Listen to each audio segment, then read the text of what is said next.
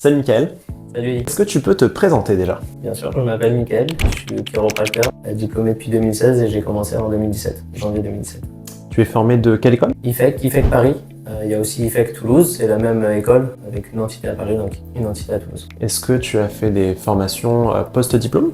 Bien sûr, c'est presque, j'ai envie de dire, obligatoire si on veut connaître encore plus de choses et avoir une ouverture d'esprit encore plus large sur la chiropratique et sur tout ce qu'on peut faire en dehors du cabinet et de l'école.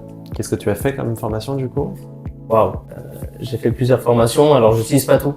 Ce que j'ai fait, moi, Celle que tu retiens le plus peut-être? ouais, moi, ce qui me botte le plus, ce que je fais, c'est MLS. Ça veut dire Mastery, Love and Service. Ça veut dire masteriser l'ajustement, pour pouvoir ajuster dans une zone de paix, sans mettre en tension, avec beaucoup d'amour pour le patient, beaucoup de présence, et masteriser vraiment cet ajustement-là. Moi je sais ce que ça veut dire paix concrètement, mais toi tu l'emploies comment concrètement le fait d'ajuster en paix? Je vais pas mettre les muscles en tension, par exemple.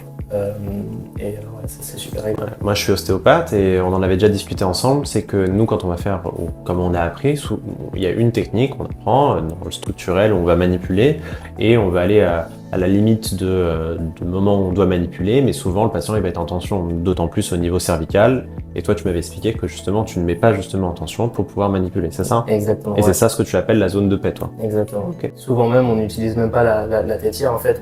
On garde vraiment la tête du patient dans la main pour pouvoir trouver le bon angle, pour pouvoir faire le bon arc. Et ouais, ça c'est intéressant. Moi, je te dirais d'aller suivre quelqu'un, je t'en ai parlé, qui s'appelle en ostéopathie Loïc Leprince, qui fait des formations justement, je crois que ça s'appelle Forme Ostéo si je ne me trompe pas, et qui fait exactement la même chose de ça. J'ai appris ça cette année, j'ai trouvé ça formidable moi aussi.